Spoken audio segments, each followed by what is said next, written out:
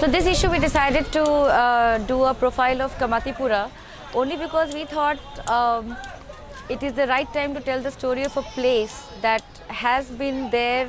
Various people have talked about Kamathipura with the thing about Gangubai now coming out. And we wanted to tell the real story of Kamathipura. What is it? Who are the people who live here?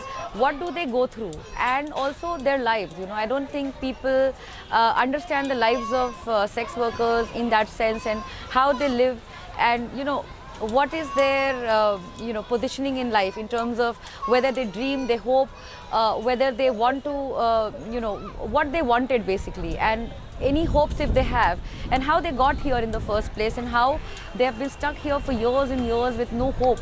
Like we just had a conversation where they said a lot of people just die and nobody comes for them. So what is it to be here?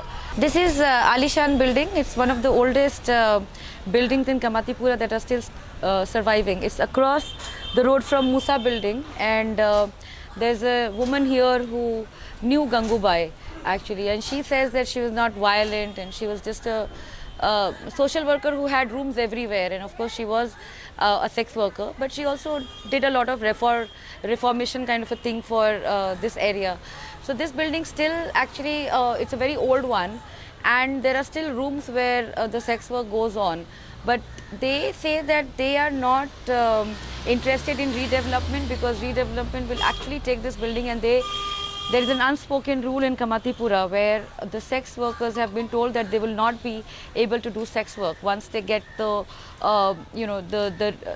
when they get the flats, when the builders come in. Ramabai Chawl, this is the place that I have been coming for 10 years, and this is exactly that terrace, and if you can see, you come up through a hole, and this is the first evening in Kamathipura, I think 10 years ago.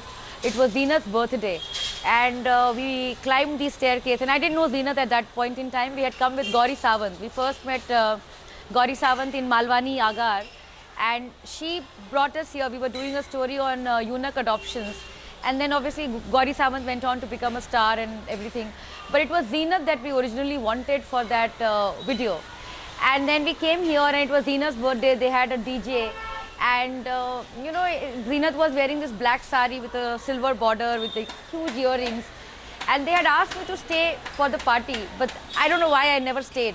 But I remember this terrace, and this is after 10 years I've climbed onto this terrace again, and I realized that when you report on a red light area, or when you keep coming back for stories, I think it's a very exploitative thing in a different way.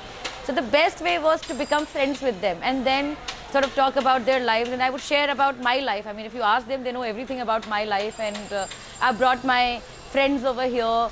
My parents have been with them to Ajmer. So it's it's always been like a family kind of a situation for me.